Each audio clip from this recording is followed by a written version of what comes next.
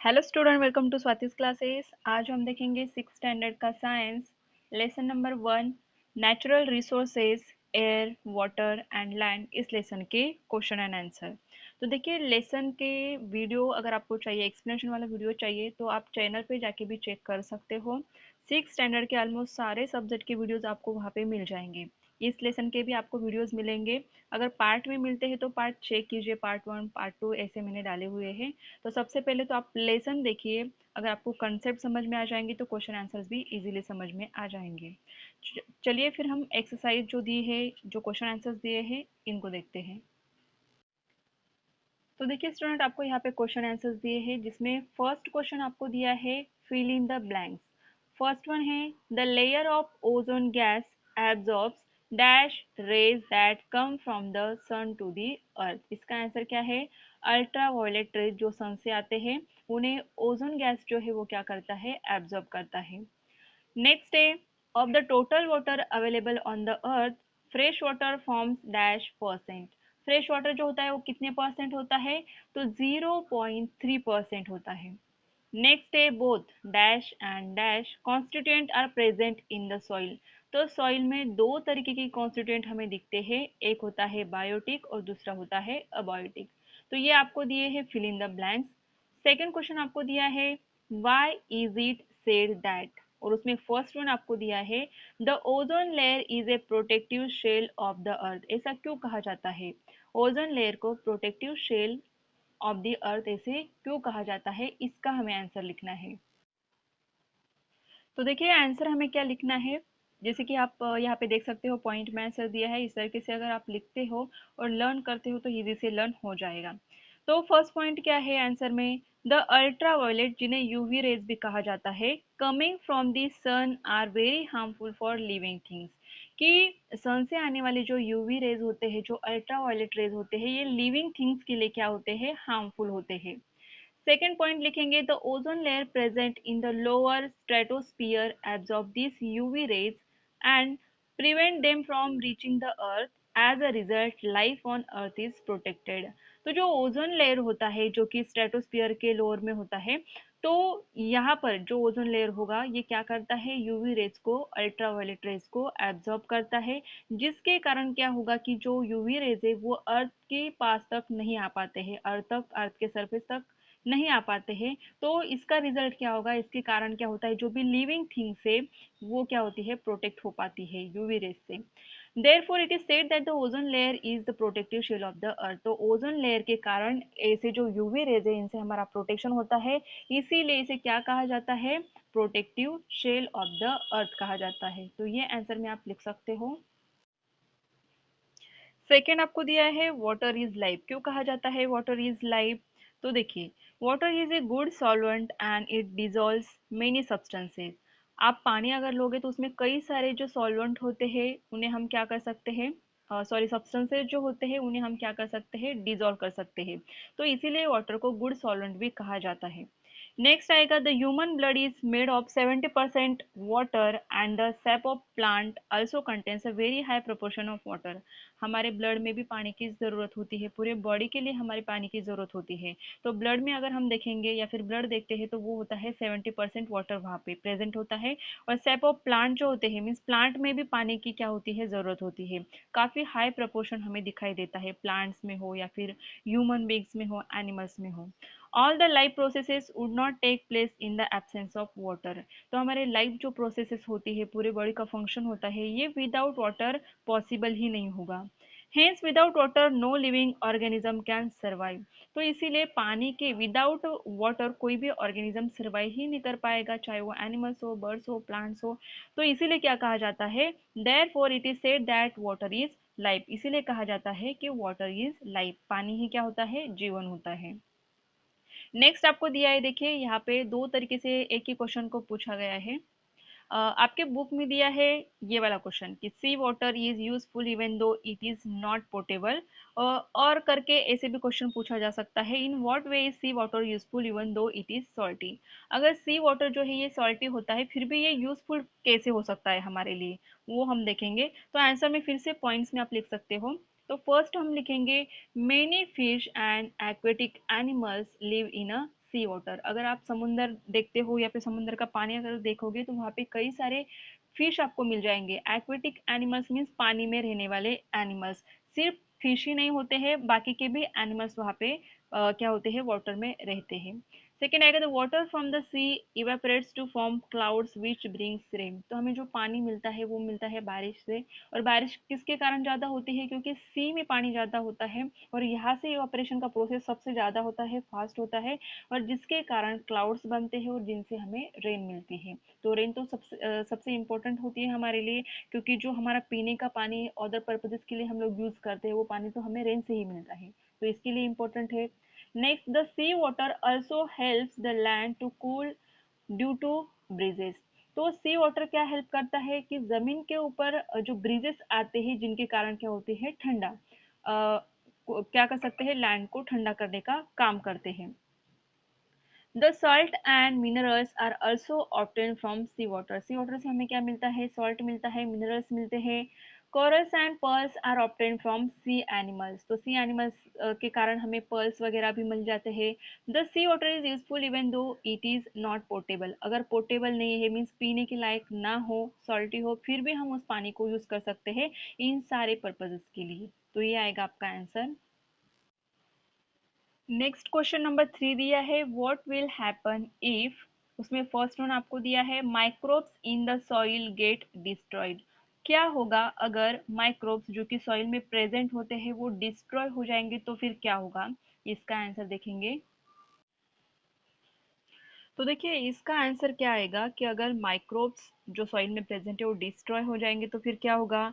Microbes in the soil decompose dead plants and animals and convert it into humus. Humus किसे कहा जाता है, जो कि देखिए प्लांट्स के ग्रोथ के लिए काफी यूजफुल होता है। और जो सॉइल में प्रेजेंट होते हैं माइक्रोब्स वो क्या करते हैं, जो प्लांट्स होते हैं, डेड प्लांट्स होते हैं, डेड एनिमल्स होते हैं, उनको कन्वर्ट करते हैं किसमें, ह्यूमस में। This humus supplied nutrients to the soil. तो ये क्या करते हैं, ये न्यूट्रिएंट्स जो है वो किस में प्रेजेंट होंगे, अभी सॉइल में। And humus also irrigates soils and holds water in it, it makes the soil more fertile. तो ये क्या करते हैं, सॉइल में अगर ह्यूमस प्रेजेंट होता है तो ये पानी जो होल्ड करने की कैपेसिटी होती है सॉइल की वो बढ़ जाती है, जिसके कारण ये सॉइल कैसे हो जाती है, फर्टाइल हो जाती है। If microbes are destroyed, humus will not be formed and the soil will not become a fertile, making it unsuitable for growth of the plants। क्योंकि न्यूट्रिएंट्स अगर सॉइल में प्रेजेंट होते हैं, अगर सॉइल फर्टाइल होती है, जिसके कारण क्या होगा, प्लांट्स ग्रो होंगे। अगर प्लांट्स ही, अगर ह्यूमस ही प्रेजेंट नहीं होगा, अगर माइक्रोब्स ही नहीं रहेंगे तो ह्यूमस नहीं होगा, ह्यूमस नहीं होगा तो सॉइल जो है फर्टाइल नहीं होगी, अगर सॉइल फर्टाइल नहीं है तो फिर प्लांट्स ग्रो नहीं होंगे। Also dead and decaying matter will accumulate on a land. अगर जो डेड प्लांट्स है, डेड एनिमल्स है, तो ये खराब हो जाते हैं, उसके बाद अगर इन्हें ह्यूमस बनाने का काम, इन्हें डिकम्पोज करने का काम अगर माइक्रोब्स नहीं करेंगे तो वो सारा मटेरियल जो है वो हमारे पूरी ज़मीन पे इधर उधर हमें पड़ा मिलेगा। तो इससे क्या होगा कि एनवायरनमेंट में गंदगी फैलेगी, कई सारे डिसीजेस बढ़ सकते हैं। तो इसीलिए ये सारी चीज़ें डिकम्पोज करने के लिए, डेड एनिमल्स और प्लांट्स जो होते हैं उन्हें डिकम्पोज करने के लिए माइक्रोब्स काफ़ी इंपॉर्टेंट होते हैं। तो ये सब आपको चीज़ें दी है कि microbes in soil get destroyed, अगर माइक्रोब डिस्ट्रॉय हो जाएंगे तो ये सारी प्रॉब्लम जो है हमें फेस करनी होगी। सेकेंड आपको इसमें से क्वेश्चन दिया है कि the number of vehicles and factories in your surrounding increases. अगर आपके सराउंडिंग में नंबर ऑफ व्हीकल्स बढ़ जाते हैं या फिर फैक्ट्रीज बढ़ जाते हैं तो फिर क्या होगा। Vehicles and factories are the major cause of air pollution. सबसे ज़्यादा अगर ये इफेक्ट करते हैं तो किसके ऊपर, हमारे एनवायरनमेंट के ऊपर, क्योंकि सबसे ज़्यादा पोल्यूशन जो होता है वो व्हीकल्स के कारण और फैक्ट्रीज के कारण ही होता है। और नेक्स्ट पॉइंट आप लिख सकते हो, they release harmful gases like carbon dioxide, carbon monoxide and sulphur dioxide into the air. जो व्हीकल्स होते हैं उनमें से निकलने वाला जो धुआं हो या फिर फैक्ट्री से निकलने वाला जो धुआं होता है उसमें carbon dioxide, carbon monoxide, sulphur dioxide ऐसे जो हार्मफुल गैसेस होते हैं वो रिलीज होते हैं और एयर में मिक्स हो जाते हैं। These pollutants are harmful to the environment and to the people living in the surrounding area। तो जैसे कि हम ब्रीदिंग करते हैं तो उस समय जो एयर हमारे शरीर में जाती है तो उसमें ये पोल्यूटेंट जो होंगे वो भी हमारे अंदर चले जाएंगे, जिनके कारण हमें डिसीजेस हो सकते हैं, हमें कई सारे प्रॉब्लम्स हो सकते हैं। Hence, if the number of vehicles and factories in our surrounding increases, the air pollution will also increase. तो नंबर ऑफ व्हीकल्स बढ़ेंगे, फैक्ट्रीज बढ़ेंगे, तो उनके कारण होने वाला पोल्यूशन भी बढ़ेगा। जो पोल्यूटेंट्स हमने देखे, इस तरीके के जो हार्मफुल गैसेस होते हैं, उनकी मात्रा जो है वो बढ़ जाएगी एयर में, और जिनके कारण फिर हमें कई सारे डिसीजेस हो सकते हैं। नेक्स्ट आपको थर्ड क्वेश्चन इसमें से ही दिया है, इस the total supply of portable water is finish. क्या होगा अगर पोर्टेबल मीन्स पीने का जो पानी होता है, ऐसा पानी अगर फिनिश हो जाता है तो फिर क्या होगा। Water plays very important role in the survival of living organism, क्योंकि बिना पानी के हम तो जिंदा नहीं रह पाएंगे। पीने के लिए हमें पानी जरूरी होता है, तो अगर पानी ही नहीं रहेगा तो लिविंग ऑर्गेनिज्म सर्वाइव नहीं कर पाएंगे। नेक्स्ट है all living things are dependent on water. सिर्फ पानी पीने के लिए ही नहीं, बाकी सब चीज़ों के लिए हम लोग क्या होते हैं, पानी के ऊपर डिपेंड होते हैं, और सारे के सारे ऑल लिविंग थिंग्स आएंगे इनमें। A very small quantity of water is portable and can be use for drinking. जैसे हमने पहले ही देखा कि 0.3% ही वाटर ऐसे होता है हमारे पूरे धरती के ऊपर, अगर हम देखेंगे कि जो हम लोग पीने के लिए यूज कर सकते हैं। All bodily functions are regulated by water. हमारे पूरे बॉडी के फंक्शंस किसके कारण चलते हैं ठीक से, वाटर के कारण। Therefore, if total supply of potable water is finished, plants and animals will not survive and there will be no life on earth. पानी ही नहीं रहेगा तो वहाँ पे लाइफ भी नहीं दिखाई देगी। जैसे कि बाकी के जो प्लैनेट्स होते हैं वहाँ पे मेन रीजन यही है कि पानी नहीं है, इसके लिए वहाँ पे लाइफ नहीं होती है। और अर्थ के ऊपर लाइफ क्यों है, क्योंकि यहाँ पे वाटर है, क्योंकि लिविंग थिंग्स को जीने के लिए सबसे ज्यादा इंपॉर्टेंट क्या होता है, वाटर। तो ये आएगा आंसर। क्वेश्चन नंबर 4 है मैच द फॉलोइंग, जिसमें ग्रुप ए और ग्रुप बी आपको दिया है। फर्स्ट है कार्बन डाइऑक्साइड, तो कार्बन डाइऑक्साइड का आंसर क्या आएगा, प्लांट्स एंड फूड प्रोडक्शन। क्योंकि फूड प्रोडक्शन करने के लिए कार्बन डाइऑक्साइड भी इंपॉर्टेंट होता है, ये हमने देखा है जो फोटोसिंथेसिस प्रोसेस है उसमें। तो इसीलिए फर्स्ट का आंसर क्या आएगा हमारा, सी आएगा। सेकंड है ऑक्सीजन, तो ऑक्सीजन का आंसर क्या आएगा, कंबशन। कंबशन मीन्स क्या, जलने के लिए, कोई चीज अगर जलनी होती है तो जलने के लिए ऑक्सीजन इंपॉर्टेंट होता है। जैसे कि आपने एक्सपेरिमेंट देखा होगा, देखिए वो कैंडल का, अगर कैंडल जलाते हैं उसके ऊपर हम अगर हम ग्लास उल्टा करके रख देंगे तो थोड़ी देर के बाद कैंडल बुझ जाता है, क्योंकि वहाँ पे एयर नहीं होती है जिसमें ऑक्सीजन नहीं मिल पाता है। तो ऑक्सीजन किसके लिए इंपॉर्टेंट है, कंबशन के लिए, जलने के लिए। नेक्स्ट है वाटर वेपर। वाटर वेपर से क्या बनते हैं, जैसे कि हमने देखा क्लाउड और उससे रेन होती है, तो इसका आंसर आएगा थर्ड का बी। फोर दिया है माइक्रोब्स, तो ये क्या आएगा, जनरेशन ऑफ सॉइल, तो फोर का आंसर आएगा ए। तो इस तरीके से आपको ये आंसर लिखने हैं मैच द फॉलोइंग के। नेक्स्ट है question number 5, name the following. तो यहाँ पर आपको दिए हैं constituent of the biosphere. Biosphere के कॉन्स्टिट्यूएंट्स आपको लिखने हैं।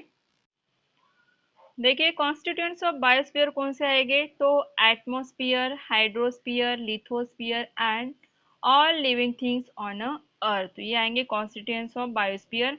नेक्स्ट है biotic constituent of soil. Soil के बायोटिक कॉन्स्टिट्यूएंट्स लिखने हैं, तो आएंगे microbes, worms, insects, burrowing rodents like rats, mice, roots of trees and plants. Next है fossil fuel, crude oil from which we get kerosene, petrol, diesel, paraffin wax and tar. तो ये fossil fuel के नाम दिए आपको। Next है inert gases in air कौन से होते हैं, तो नियॉन है, आर्गन है, helium, krypton and xenon. Fifth one है gases that are harmful to ozone layer. Ozone layer के लिए हार्मफुल गैसेस कौन से हैं, तो क्लोरोफ्लोरोकार्बन है एंड कार्बन टेट्रा क्लोराइड। ये दो गैस है जो कि ओजोन लेयर को क्या करते हैं, हार्मफुल हार्मफुल साबित होते हैं, तो ये नाम आपको यहाँ पे दिए हैं। नेक्स्ट है क्वेश्चन नंबर 6, ट्रू और फॉल्स। फर्स्ट वन दिया है land and soil are the same thing, तो लैंड और सॉइल एक ही चीज होती है क्या, नहीं, फॉल्स आएगा। क्योंकि लैंड में देखिए स्टोन्स आते हैं, सॉइल आता है, बिग रॉक्स आते हैं, तो ये पूरा किस में आएगा, लैंड में, तो सॉइल उसका हिस्सा होता है, जमीन का ही, तो ये फर्स्ट फॉल्स आएगा। The water in a lake is called ground water, तो ये क्या आएगा, ये भी फॉल्स आएगा। क्योंकि देखिए जमीन के नीचे ग्राउंड वाटर किसे कहा जाता है, जो कि जमीन के नीचे का पानी होता है उसे ग्राउंड वाटर कहा जाता है, तो इसलिए ये क्या आएगा, इसका आंसर जो है ये फॉल्स आएगा। नेक्स्ट है it takes about 1000 years to form a 25 centimetre thick layer of soil. तो इसका आंसर भी फॉल्स आएगा, क्योंकि 1000 ईयर्स में सिर्फ 2.5 सेंटीमीटर ही लेयर बन पाती है सॉइल की। Radon is use in decorative lights, तो ये आंसर क्या आएगा, ये भी रॉन्ग आएगा, क्योंकि नियॉन होता है जिसे यूज किया जाता है डेकोरेटिव लाइट्स के लिए। तो ऑलमोस्ट ये सारे के सारे जो आंसर ये फॉल्स है, और क्यों है वो भी हमने देखा। क्वेश्चन नंबर 7 आपको दिया है answer in your own words, जिसमें फर्स्ट वन आपको दिया है explain with the help of A diagram how soil is form. तो सॉइल कैसे फॉर्म होती है डायग्राम के थ्रू हम समझेंगे। तो देखिए स्टूडेंट, यहाँ पर आपको ये डायग्राम दिया है लेयर्स ऑफ लैंड, तो इससे ही हम समझेंगे कि प्रोसेस ऑफ जो सॉइल फॉर्मेशन का प्रोसेस है वो किस तरीके से होता है। तो सबसे पहले नीचे जो आपको लेयर दिया है ये होता है बेड रॉक। मीन्स यहाँ पे काफी बिग साइज में आपको रॉक्स दिखाई देंगे, पत्थर दिखाई देंगे।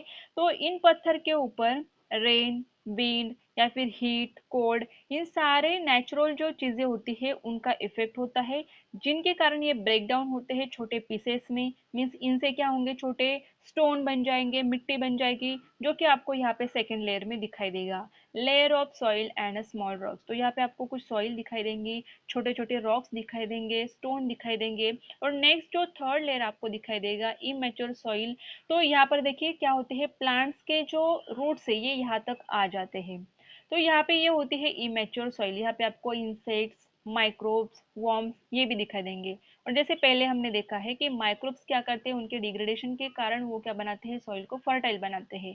तो बाद में आएगा ये सॉइल का लेयर, जो कि इम्पोर्टेंट होता है प्लांट्स की ग्रोथ के लिए। और ये होता है ह्यूमस, जहाँ पर माइक्रोब्स जो है प्लांट्स, डेड एनिमल्स को क्या करते हैं, डिग्रेड करते हैं, और जिनके कारण न्यूट्रिएंट्स जो होते हैं वो सॉइल में मिक्स हो जाते हैं। फिर ये सॉइल जो है ये काफी इंपॉर्टेंट होती है प्लांट्स की ग्रोथ के लिए। अभी देखिए आंसर जो अगर आपको लिखना होगा वो आपको टेक्स्ट बुक में दिया हुआ है। तो ये पूरा जो पैराग्राफ आपको दिया है नीचे, the process of soil formation, ये पूरा आप आंसर में लिखोगे। डायग्राम भी आपको निकालना है, और उसके बाद आप क्या कर सकते हो, प्रोसेस ऑफ सॉइल फॉर्मेशन, ये पूरा डायग्राम आप लिख सकते हो कि किस तरीके से ये जो है सॉइल फॉर्मेशन होता है। तो आपके टेक्स्ट बुक पेज नंबर 6 पे ये पूरा आंसर दिया है, इसको आपको लिखना है। सेकंड दिया है why is there a shortage of water even though it occupies about 71% of the earth surface. Earth surface पे 71% पानी ही है, लेकिन फिर भी हमें शॉर्टेज ऑफ वाटर क्यों होता है। तो देखिए 71% of earth surface is covered with water, of which 97% is salty water present in seas and ocean. कि 71% जो पूरे अर्थ सरफेस पे पानी है उसमें से 97 जो 97% वाटर जो है ये सॉल्टी होता है, जो कि सीज और ओशन में हमें दिखाई देता है। 2.7% जो होता है ये अवेलेबल होता है कहाँ पर, ग्राउंड वाटर, मीन्स जमीन के नीचे होता है। Ice and in other forms, की ग्राउंड वाटर में होगा, आइस फॉर्म में होगा, और जो अदर फॉर्म्स होंगे वहां पर ये होता है 2.7%। उसमें से सिर्फ 71% में से सिर्फ 0.3% वाटर जो होता है अवेलेबल होता है एज अ फ्रेश वाटर, जो कि हम पीने के लिए यूज कर सकते हैं। थर्ड है all the living organisms require water to drink, the water is use in the industry and also for farming. तो इसका यूज काफी ज्यादा है। भले ही पानी 71% है, लेकिन उसमें से सिर्फ 0.3% जो है ये हम ड्रिंक कर सकते हैं। तो उसमें से भी इंडस्ट्रीज में यूज किया जाता है, फार्मिंग के लिए यूज किया जाता है। Due to increasing population and uncontrol uses we experience shortage of water. तो पॉपुलेशन बढ़ रहा है तो इसके लिए उनका यूज भी ज्यादा हो रहा है, और अनकंट्रोल यूज होने के कारण हमें शॉर्टेज ऑफ वाटर का जो प्रॉब्लम है वो फेस करना पड़ता है। थर्ड वन है why are air water and land consider to be valuable natural resources. Air, water, land को हम वैल्यूबल नेचुरल रिसोर्सेज क्यों कहते हैं। The various components of air help and support the growth of living organism. क्योंकि देखिए air के जो components होते हैं वो हमारे ग्रोथ के लिए क्या करते हैं, हेल्प करते हैं। जैसे कि ब्रीदिंग हम लोग करते हैं, जिसमें ऑक्सीजन हमारे लिए इंपॉर्टेंट होता है। Nitrogen is use to make proteins, oxygen is use for respiration, and carbon dioxide use to make food by plants. तो नाइट्रोजन प्रोटीन्स के लिए इंपॉर्टेंट होता है, और प्रोटीन हमारे लिए इंपॉर्टेंट होता है। ऑक्सीजन अगर हम नहीं लेंगे तो रेस्पिरेशन सिस्टम ही नहीं होगा। कार्बन डाइऑक्साइड से प्लांट अपना फूड बनाते हैं, अगर प्लांट नहीं होंगे तो हमें खाना नहीं मिलेगा। Similarly land supports growth of terrestrial plants and animals, it provides important minerals to plants and also to human beings. तो देखिए यहाँ पे एयर हमारे लिए क्यों इंपॉर्टेंट है ये हमने देखा। उसके बाद ज़मीन क्यों इंपॉर्टेंट है, क्योंकि ज़मीन के ऊपर तो हम लोग रहते हैं। उसके बाद जो प्लांट्स होते हैं ये कहाँ पे ग्रो होते हैं, तो ये भी क्या होते हैं, ज़मीन के ऊपर ग्रो होते हैं। और जो मिनरल्स हमें चाहिए या फिर प्लांट्स को चाहिए वो कहाँ से मिलते हैं, ह्यूमन बींग्स को या फिर प्लांट्स को जमीन के कारण मिलते हैं। तो यहाँ पर एयर और जमीन भी हमारे लिए क्या होती है, इंपॉर्टेंट, और इसीलिए इसे वॉल्यूबल नेचुरल रिसोर्स भी कहा जाता है। नेक्स्ट हम देखेंगे कि वाटर कैसे इंपॉर्टेंट होता है। Next day, it is a shelter for worms, insects, and rodents and supports their growth. Plants also cannot survive without land. Plants भी survive नहीं कर पाएंगे और हम लोग भी नहीं कर पाएंगे. Water is necessary for carrying out all life processes in the living organisms, and without water there will be no life on earth. तो पानी के बिना तो हम लोग जिंदा नहीं रह पाएंगे, ये तो पॉइंट्स हमने पहले भी देखे हैं। Hence land, air and water are considered valuable natural resources, तो ये आएगा इसका आंसर। फोर्थ वन आपको दिया है, what are the various constituents of air, right their uses, कि कॉन्स्टिट्यूएंट कौन से हैं एयर के और उनके यूजेस क्या है वो आपको लिखने हैं। तो मेन कॉन्स्टिट्यूएंट्स तो आपको पता ही होंगे। Air contains gases like oxygen, carbon dioxide, nitrogen, inert gases, water vapour and dust particles. और उनके यूजेस जो है वो हम देखेंगे। तो देखो आपको यहाँ पे पूरा ये टेबल ही दिया है जिसमें गैसेस के नाम दिए हैं, प्रोपोर्शन कितना होगा एटमॉस्फेयर में वो दिया है, और उनके यूजेस दिए हैं। जैसे कि फर्स्ट वन है नाइट्रोजन, तो नाइट्रोजन रहेगा 78% और उसके यूजेस दिए जैसे कि helps in building necessary proteins, in production of ammonia, air tight packaging of food stuff. Next है ऑक्सीजन, ये 21% होता है, यूज इन अ कंबशन, जैसे पहले हमने देखा मैच द फॉलोइंग में, नेसेसरी फॉर रेस्पिरेशन। उसके बाद है कार्बन डाइऑक्साइड जो कि 0.03% होता है, use in a fire extinguishers, use in a plant food preparation. उसके बाद है इनर्ट गैसेस, ये सारे इनर्ट गैसेस के नाम दिए हैं जो कि 0.9% होते हैं और ये सारे उनके यूजेस दिए हैं। नेक्स्ट है other constituents like dust, water vapour, ये होते हैं 0.7% और यहाँ पर दिए हैं इनके यूजेस। तो ये पूरा टेबल आप लर्न कर सकते हो, जो कि आपके लिए इजी रहेगा। तो देखिए स्टूडेंट, इस तरीके से सारे क्वेश्चन आंसर्स मैंने दे दिए हैं। तो आपको क्या करना है, नोटबुक में अच्छे से ये लिखने हैं और एग्जाम का प्रिपरेशन भी आप इजीली कर सकते हो। तो अगर आपको वीडियो अच्छा लगता है तो वीडियो को लाइक कीजिए, और चैनल को अगर आपने अभी तक सब्सक्राइब नहीं किया होगा तो सब्सक्राइब कर लीजिए। और आपको जो भी सारे सब्जेक्ट्स है 6 स्टैंडर्ड के, मैथ्स हो, साइंस, हिस्ट्री, ज्योग्राफी, सबके वीडियोस आपको चैनल पे मिल जाएंगे, तो उनको भी ज़रूर देखिए।